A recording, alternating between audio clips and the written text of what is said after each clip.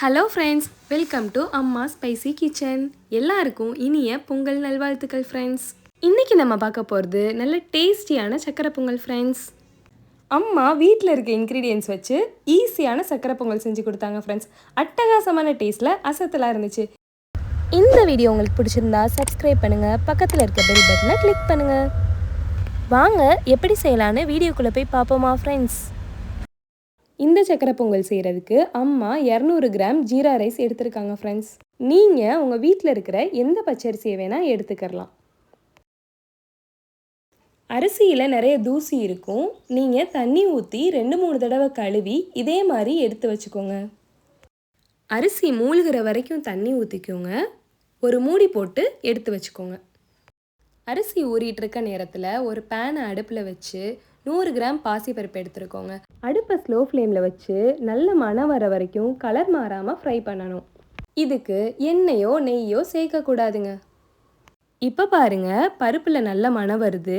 இதை ஒரு பவுலில் மாற்றிட்டு 2-3 தடவை தண்ணி ஊற்றி கழுவி சுத்தம் பண்ணி எடுத்து வச்சுக்கணும்.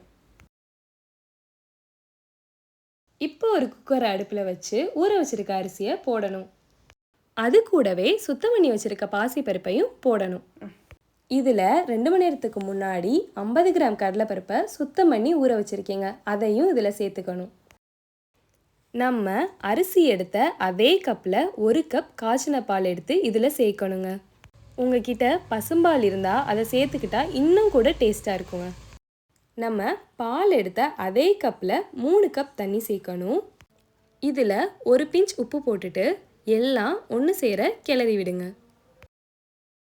அம்மா குக்கர் மூடி போட்டு 2 விசில் வச்சாங்க. உங்கள் வீட்டு அரிசி பக்குவத்தை பொறுத்து விசில் வச்சுக்கோங்க. இப்போது ஒரு பேன் எடுத்து அடுப்பில் வச்சுட்டு சர்க்கரை பாகு காய்ச்சறதுக்காக அரிசி எடுத்த அதே கப்பில் 1.25 கப் சர்க்கரை சேர்த்துருக்காங்க. 1/2 கிளாஸ் தண்ணி ஊற்றிக்கங்க. இதை கிளறி விட்டுட்டு சர்க்கரை கரைஞ்சி கொதிச்சாலே போதும், பாகு பக்குவம் ஒன்றும் வேணாம்.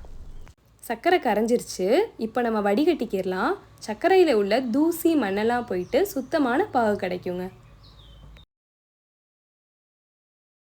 குக்கரில் இருக்க ப்ரெஷர்லாம் போயிடுச்சு.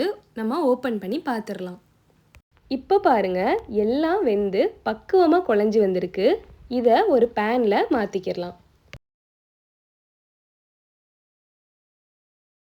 நம்ம இப்போது எடுத்து வச்சிருக்கிற சர்க்கரை பாகை இதில் சேர்க்கணும். ஸ்லோ ஃப்ளேமில் வச்சு நல்லா கிளறி விடுங்க.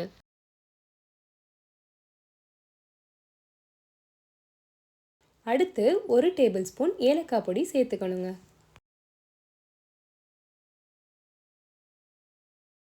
எல்லாம் ஒன்று சேர்ந்து கொதிச்சு வருங்க. இப்போது ஒரு சின்ன தேங்காயை துருவி வச்சுருக்கோங்க, அதையும் இதில் சேர்த்துக்கலாம். ஒரு தடவை கிளறி விட்டுட்டு அடுப்பை ஆஃப் பண்ணிடுங்க. தேங்காய் போட்டுட்டு ரொம்ப கொதிக்க விடக்கூடாது, டேஸ்ட்டு மாறிடும். சக்கரை பொங்கலுக்கு நம்ம கார்னிஷிங் செய்யணும்ல, வாங்க ஒரு பேனை அடுப்பில் வச்சுக்கலாம். 4 ஸ்பூன் நெய்யை சேர்த்துக்கணும். அடுப்பை ஸ்லோ ஃப்ளேமில் வச்சுக்கணும். இதுக்கு நம்ம தேவைப்படுற அளவு முந்திரி பருப்பு சேர்த்துக்கலாம்.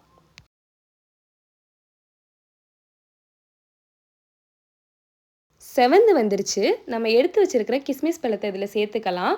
உங்களுக்கு தேவைப்படுற அளவு சேர்த்துக்கோங்க. இப்போ பாருங்கள், கிஸ்மிஸ் பழம்லாம் நல்லா பெருசாகி வந்துருச்சு. இப்போ நம்ம செஞ்சு வச்சுருக்கிற சக்கரை பொங்கலில் இதை சேர்த்துடலாம். அவ்வளோதான், நம்ம சக்கரை பொங்கல் ரெடி ஆயிடுச்சு ஃப்ரெண்ட்ஸ். வாங்க இதை ஒரு பவுலில் மாற்றிடலாம். எவ்வளோ ஈஸியாக ஒரு 15 நிமிஷத்தில் செஞ்சு முடிச்சிட்டாங்க ஃப்ரெண்ட்ஸ். அவ்வளோ டேஸ்ட்டாக இருந்துச்சு. செஞ்சு வச்சோன்னே பவுலே காலி ஆயிடுச்சு ஃப்ரெண்ட்ஸ். அந்தளவுக்கு டேஸ்ட்டாக இருந்துச்சு. இந்த வீடியோ உங்களுக்கு பிடிச்சிருந்தா லைக் பண்ணுங்கள், உங்கள் ஃப்ரெண்ட்ஸ் அண்ட் ஃபேமிலிக்கு ஷேர் பண்ணுங்கள். இதை வீட்டில் ட்ரை பண்ணி பார்த்துட்டு பொங்கலை என்ஜாய் பண்ணிக்கிட்டு எங்களுக்கு கமெண்ட் பண்ணுங்கள். இந்த வீடியோ பார்த்துட்ருக்க எல்லாத்துக்கும் ரொம்ப ரொம்ப நன்றி ஃப்ரெண்ட்ஸ்.